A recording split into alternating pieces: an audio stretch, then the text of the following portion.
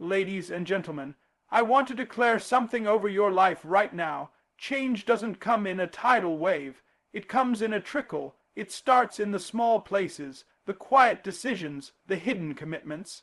You don't need a massive breakthrough. You need consistent obedience in small things. When we talk about transformation, too many people get caught up in the grandeur of big moments.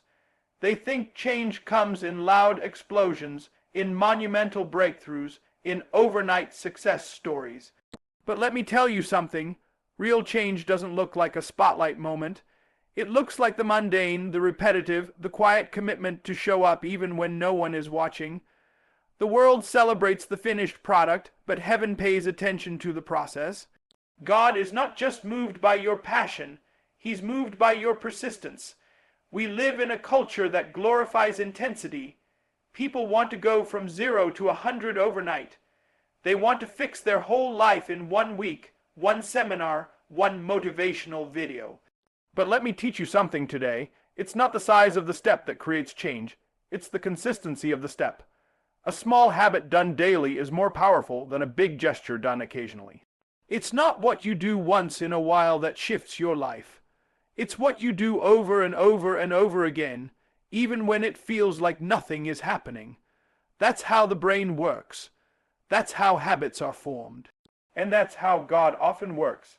In the hidden places, in the silent disciplines, in the daily decisions that no one claps for.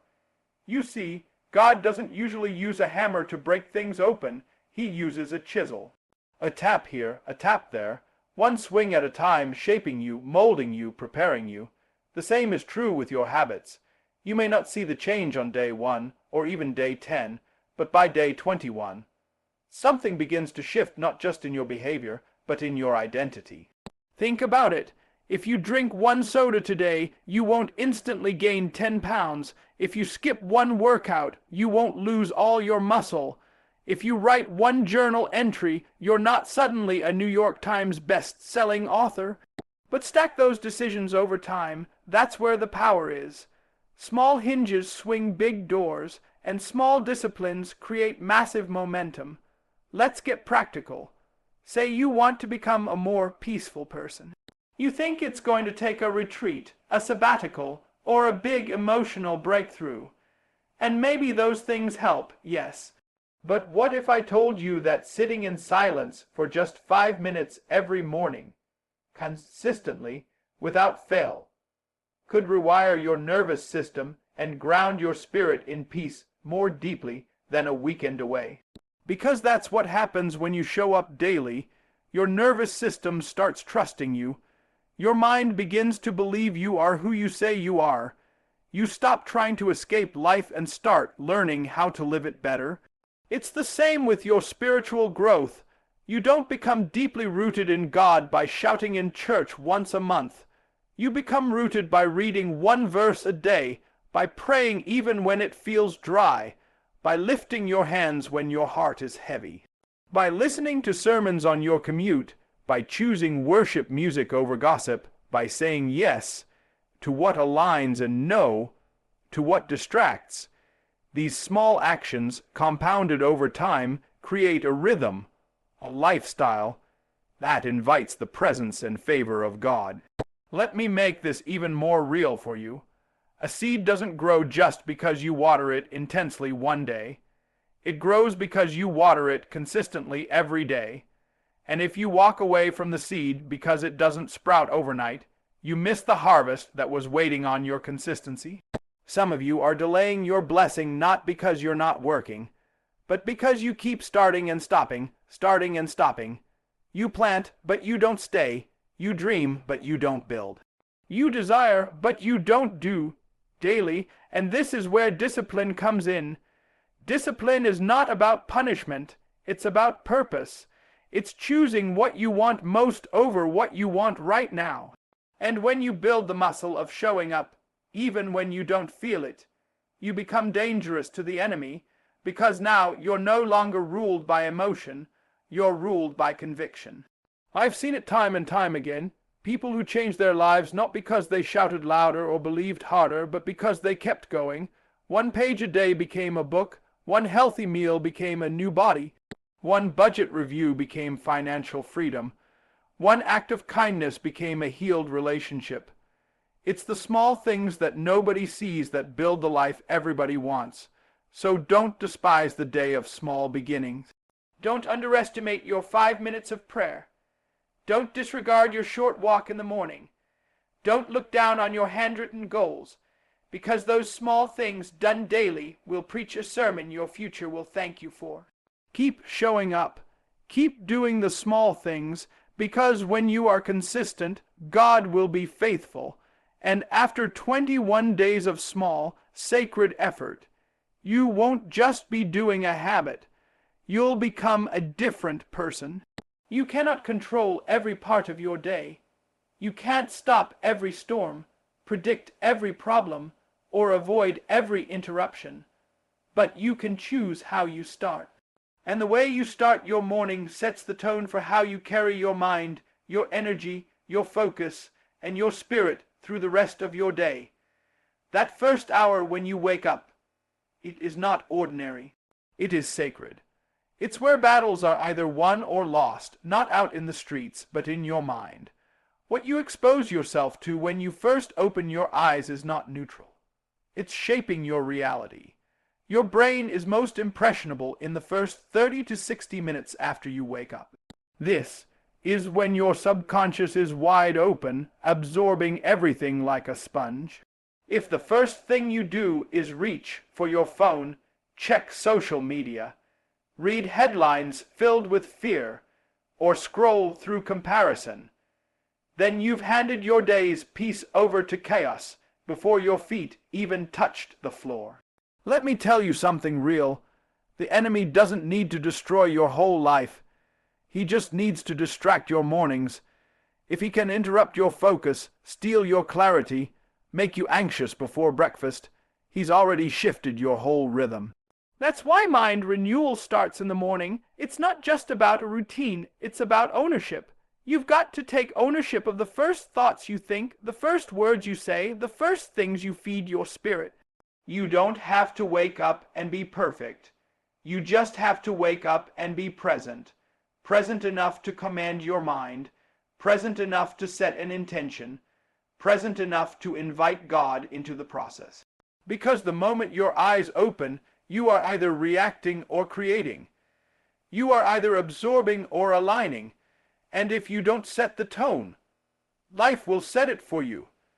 When you start with purpose, you walk with power. When you start with confusion, you walk with compromise.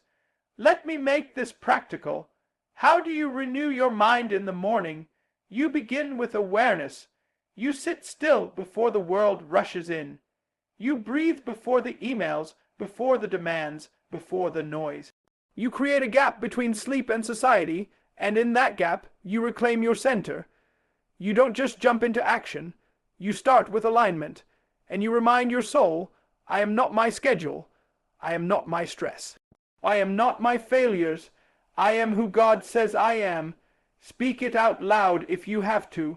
Write it down. Declare your identity even when you don't feel like it. Why? Because your morning is not just about preparation. It's about programming. You are programming your mind, your mood, and your mission. You are choosing what story your mind will believe for the rest of the day.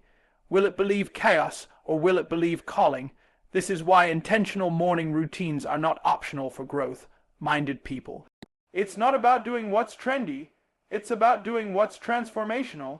You don't just wake up and hope your day goes well. You wake up and design it. You say, this is the day the Lord has made, and I will rejoice and be glad in it. You say, I will not carry yesterday's defeat into today's destiny. You say, I will be focused, I will be faithful, and I will walk in wisdom. You are not speaking empty words. You are setting direction. Let me ask you this. What would happen if, for the next 21 days, you gave God the first 20 minutes of your morning? What would happen if you opened your Bible before you opened your inbox? If you drank water before coffee? If you spoke gratitude before complaints? Some of you are waiting for a breakthrough, and God is saying, I've already placed it in your habits. You can't expect a victorious life when your mornings are filled with chaos and compromise. The difference between a reactive life and a proactive one lies in what you do when you rise, because how you begin will always impact how you end, and if you start with stress, you end with exhaustion. But if you start with renewal, you end with results. Your morning doesn't have to look like someone else's, but it needs to look like discipline. It needs to look like intention. It needs to look like self-respect. Because when you treat your mornings with reverence, you teach your mind that your day is not up for grabs. You tell your emotions you don't get to lead today. You tell your distractions you have no authority here. You're not just setting goals, you're setting guardrails. And over time, over 21 days, those guardrails will turn into highways. Your mind will begin to default to clarity. Your energy will rise with purpose.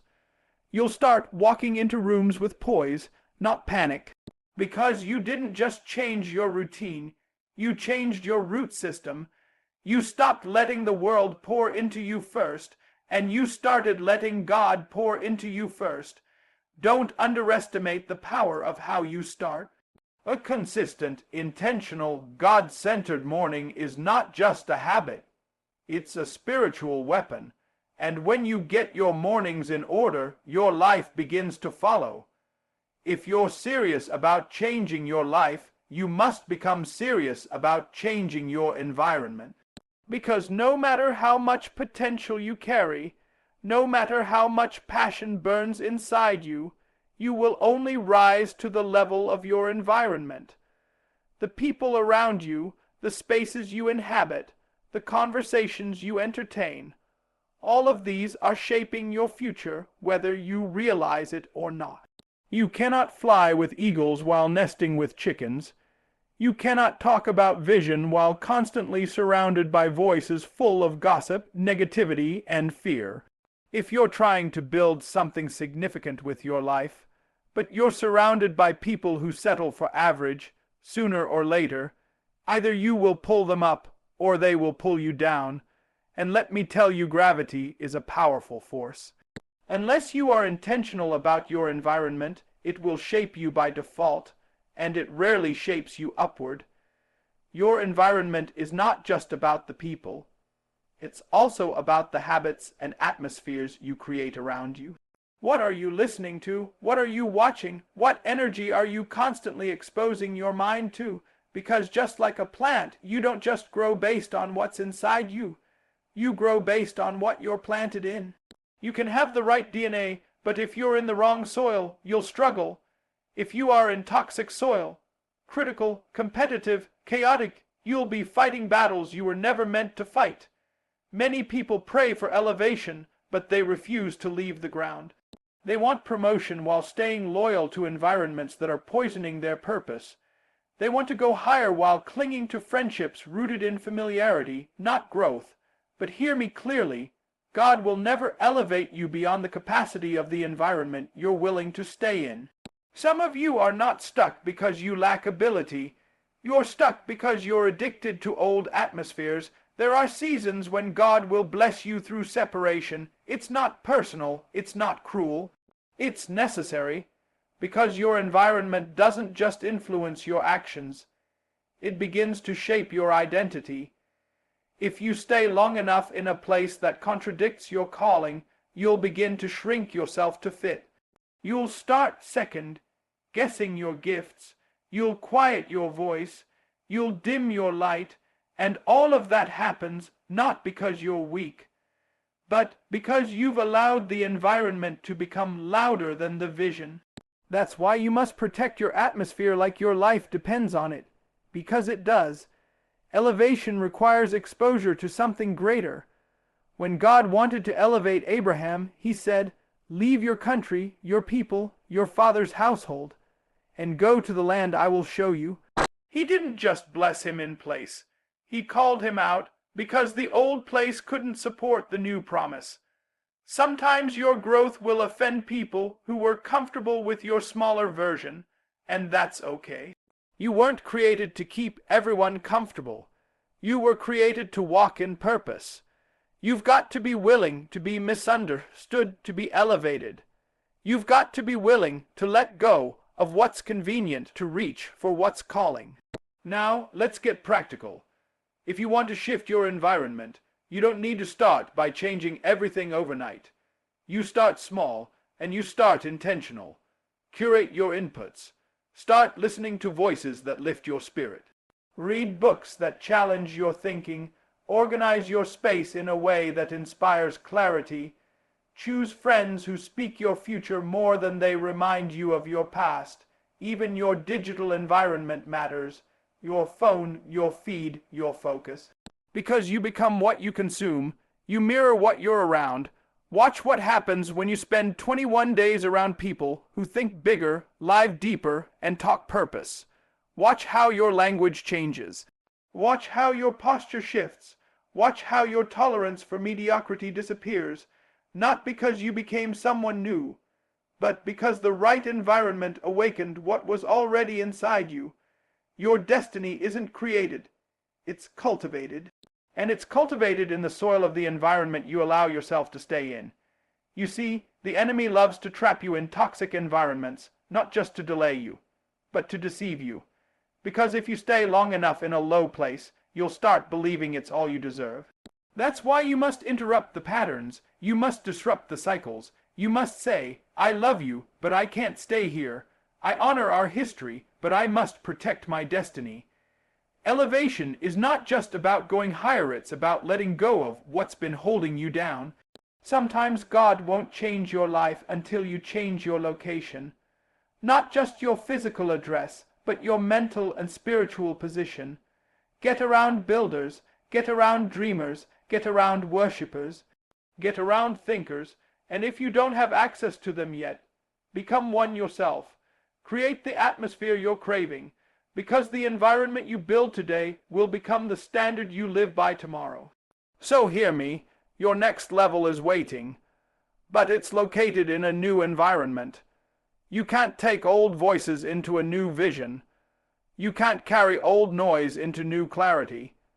You've got to be bold enough to choose spaces that feed your growth, even if it means being uncomfortable at first. Because growth always feels awkward before it feels right. Choose wisely, build intentionally, surround yourself strategically, because where you are planted will always determine what you produce. You can't always change your circumstances, but you can always shift your perspective. And gratitude, when practiced intentionally, is one of the most powerful forces that can transform not only your day, not only your attitude, but your entire life. I'm not talking about that shallow, polite kind of thankfulness where you say thanks because it's the right thing to do. I'm talking about deep, soul-level gratitude that causes you to see differently, think differently, and respond differently. Gratitude is more than a feeling. It's a discipline. It's not always automatic, but it is always accessible. And here's the truth. What you focus on expands. If you focus on what's lacking, you'll always feel empty. If you focus on what's broken, you'll always feel burdened. But when you focus on what's working, what's growing, what's still standing even after all you've been through, you begin to shift from complaining to commanding. You take authority over your mood. You redirect the course of your emotions. And the moment you begin to see blessings in the ordinary, you start unlocking extraordinary peace. The human brain is wired with a negativity bias. That means it's more likely to cling to what's wrong than what's right. But science has confirmed what Scripture has said all along. A grateful heart changes the mind. It shifts your neural pathways. It literally rewires your brain to scan for goodness, hope, and opportunity. You stop looking for threats, and you start recognizing grace. When you give thanks consistently, you're not just being polite. You are training your mind to live above fear and frustration. Gratitude is a spiritual weapon. It silences the voice of anxiety. It disrupts the rhythm of depression. It cancels the agreement with lack. When you start your day with gratitude, even just listing 3 things you're thankful for, you are commanding your spirit to rise above what you feel and align with what you believe. You are saying, I may not have everything I want, but I thank God I'm not where I used to be. You're saying, I still have breath, I still have purpose, I still have a future. That declaration invites strength, peace, and power into your soul. Gratitude doesn't mean you ignore pain. It means you choose not to be owned by it. You can be honest about your struggle and still say, but God, I thank you. You can be tired and still grateful, broken and still praising. Because the power of gratitude is not in your conditions, it's in your conviction. And your conviction must say, no matter what it looks like, I still believe He's working all things together for my good. Let me make this practical. Start every morning with a gratitude habit. Before you reach for your phone, before the stress of the day hits you, take 3 minutes to give thanks. Write it down, speak it out loud, feel it in your bones. Don't just thank God for the big miracles. Thank Him for the little things, the roof over your head, the eyes that see, the legs that walk, the friend that called, the food on your table. Because when you recognize the small miracles, you attract more of them. Gratitude aligns you with God's rhythm. It keeps your heart soft and your spirit strong. It creates space for contentment, and contentment creates peace. When you stop comparing what you have to what others flaunt, and start appreciating what God trusted you with, you unlock joy on a whole new level. Some of the most peaceful people I've met weren't the richest or the most famous. They were simply the most grateful. Some of you are frustrated, not because your life is empty, but because you've stopped noticing how full it actually is. You've stopped pausing to celebrate progress. You've gotten used to blessings that others are still praying for. And when you lose sight of your blessings, you start feeding disappointment with lies like I'm not enough, or I'll never make it. That's when fear creeps in, that's when doubt takes root, that's when bitterness begins to spread. But gratitude uproots that poison, it clears the fog, it makes you aware again, aware of how far you've come, aware of who stood by you, aware of how God showed up even when you weren't asking. When you remember, you return to joy. You come back to clarity, you realign with your assignment. Gratitude becomes the anchor when everything else feels like it's drifting. So for the next 21 days, I challenge you, be intentional. Don't let a single day pass without declaring at least 3 things you're grateful for. Not vague things, specific things. Call them out, name them. Let your spirit recognize them, and over time, you'll notice something powerful. Your energy will rise, your patience will grow, your creativity will flourish, and your soul will feel lighter. Not because your problems disappeared, but because your perspective elevated. You don't attract more by chasing more. You attract more by appreciating what you already have. And when God sees you managing what He gave you with thanksgiving, He says, now you're ready for more. Gratitude doesn't just change what you have. It changes what you're ready to receive. So speak it, live it, and let it rewire your mind one thank you at a time. Everybody wants change, but not everybody wants what comes with change. Everybody wants the breakthrough, but few are willing to wrestle in the process. Everybody talks about the dream, the goal, the vision, but let me tell you the truth. Desire without discipline is just a fantasy. It's a wish without weight. It's a plan without power. If you truly want to transform your life, you have to understand this. Change is not triggered by emotion, it's sustained by discipline. It's not about how excited you are on day 1. It's about whether you can keep showing up on day 11 when the feelings fade. You don't get to transformation because you feel inspired. You get there because you stayed committed when it was uncomfortable, inconvenient, and even painful. Discipline is the bridge. It connects where you are to where you want to go. It stands between the man or woman you are today and the one you're called to become. And the crossing is not always easy. The bridge isn't paved with applause or instant results. It's paved with early mornings, difficult decisions, sacrifices made in silence, and temptations resisted in private. Let me tell you, if it were easy, everyone would do it. But true transformation costs something. It costs your comfort. It costs your excuses. It costs the version of you that keeps playing small so you don't have to face resistance. You can't carry comfort and transformation in the same hand. One has to be dropped so the other can be lifted. Some of you are waiting on a miracle, and God is waiting on your movement. You're asking Him to change things around you, and He's asking you to change what's happening within you. God won't do for you what you refuse to do for yourself. He'll give you the strength, He'll open the door, He'll provide the resources, but you must walk in discipline. You must say, I will not live by emotion, I will live by conviction. Discipline doesn't always look exciting. Sometimes it looks like waking up earlier than you want, saying no to what feels good in the moment, showing up to do the work when no one's clapping, when no one sees. But in those moments, something powerful is happening beneath the surface. You are forming identity. You are becoming someone who can be trusted with more, because hear me, God doesn't bless laziness. He doesn't reward excuses. He pours favor on those who are faithful with little, those who endure when it gets hard, those who prove they can carry what they prayed for. Let's be real, desire is easy, anybody can want it. Anybody can say, I want to be successful, I want to be healthy, I want to be spiritually strong, but wanting doesn't get you results. Working does. Working when you're tired, working when you're discouraged, working when you feel overlooked. Because transformation is the reward of the disciplined, not just the dreamers. Discipline is not punishment, it's preparation. It's God training you for the weight of what you asked for. You prayed for influence, you better develop consistency. You prayed for financial increase, you better master stewardship. You prayed for healing.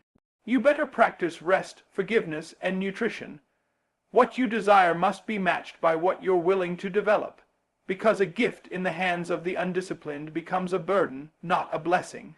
And yes, it will be uncomfortable, but you cannot grow and stay comfortable at the same time. You've got to be willing to sit in the pain of self-denial. You've got to be willing to feel the burn of discipline instead of the regret of inaction. The pain of growth is temporary, but the pain of staying stuck, that lasts far longer. And hear me, the devil loves when you live stuck between desire and discipline, dreaming big, but never moving forward. That's why for the next 21 days you need to decide, who are you becoming, not just what are you doing, but who are you training yourself to be, because your habits are not just shaping your schedule, they're shaping your identity. And every time you practice discipline, you reinforce the belief, I am a person who follows through. I am a person who honors my word. I am a person who doesn't quit. Let me make this personal. If you want change, you have to change how you handle challenge. Stop running from the hard things, run toward them. Every time you choose discipline, you are breaking generational cycles. You are creating new possibilities. You are proving to your future self that greatness is not found in ease, it's found in obedience. Discipline will cost you, yes, but it will also pay you back in peace, in power, in confidence, in purpose. And 21 days of discipline can build a momentum that launches you into a lifetime of breakthrough. So stop waiting to feel ready. You don't need another sign. You don't need another perfect plan. You need a made-up mind and a surrendered heart, because transformation isn't about perfection. It's about persistence. And if you stay faithful to the process, day by day, choice by choice, discipline by discipline, you will see the change. Your future is on the other side of your habits. Your healing is on the other side of your decisions. Your breakthrough is waiting on the other side of the bridge called discipline. Cross it. Let me close with this. You don't have to change your whole life overnight. You don't have to leap tall mountains or tear down every stronghold in a single day. All you need is a willing heart, a disciplined spirit, and a daily commitment to small, intentional habits that carry great weight. You see, we've talked about consistency, the power of showing up even when the feelings fade. We've talked about your mornings, how the way you start sets the tone for how you finish. We've talked about your environment, that what you're planted in determines what you produce. We've talked about gratitude, that it rewires your brain and makes room for peace. We've talked about discipline, that it's the only bridge from your dream to your destiny.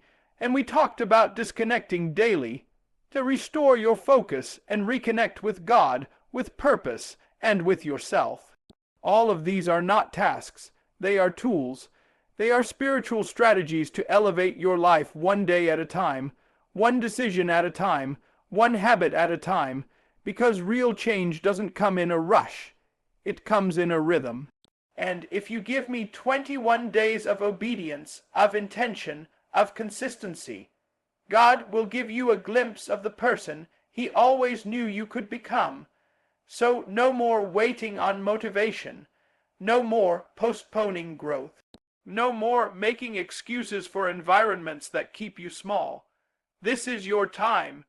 Your future is not in the hands of chance, it's in the hands of choice. And when you choose well daily, you walk into transformation gradually.